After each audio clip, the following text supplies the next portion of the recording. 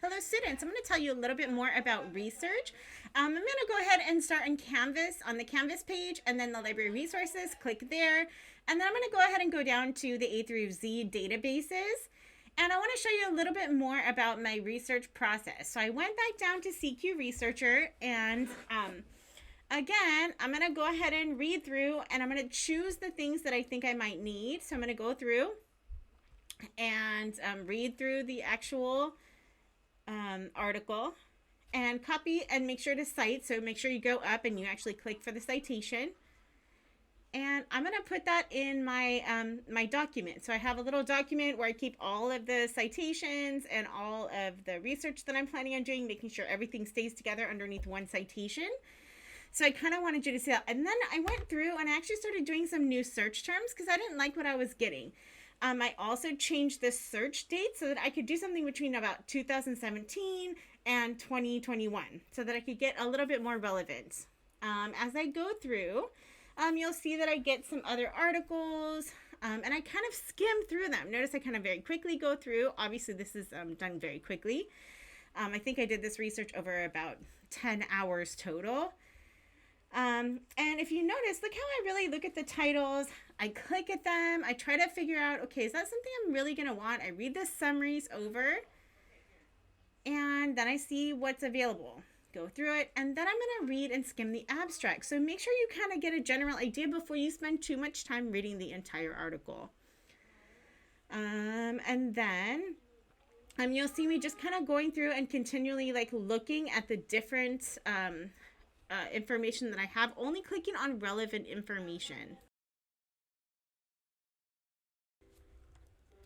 Okay, so I look at it and I click on some of those relevant things. I try some other things like recycling solutions. I make sure that I change the dates so that I get dates that are accurate.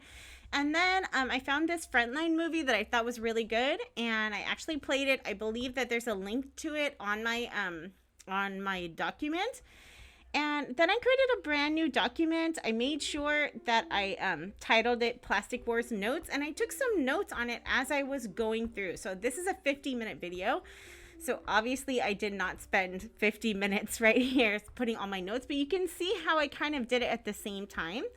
So I would be listening to the video there in the background, watching the video on my second monitor, and I'm taking notes as I go, and there's some of the notes as I keep going. And here you can see that these videos, if you go through, it's Alexander Street, it's the videos here at El Camino, our video search engine. It actually has the transcripts on the side, so you can even copy and paste anything that you need, and it will actually give you the timestamp, so you'll be able to use that. So you'll see here, I'll actually write down some things, and I believe I have the timestamp on this one. No, I was able to go back and get the person's name.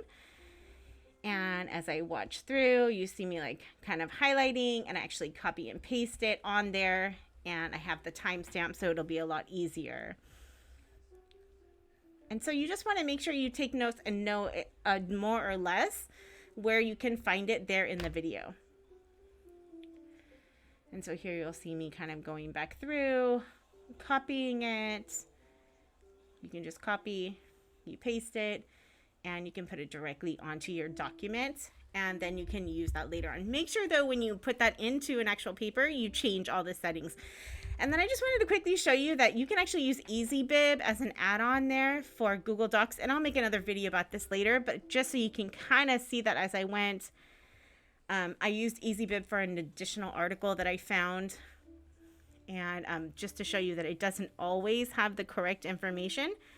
Often you have to go back to the article, look for the name of the author, and then put it in correctly. So right there, you'll see me like getting some of the information there. Going through, making sure that that's correct. Pasting in the website for EasyBib. I made sure that the author was correct because they didn't actually have the author written on there. They had something random. And here, I go back, copy the name of the author, Renee Cho, and change it.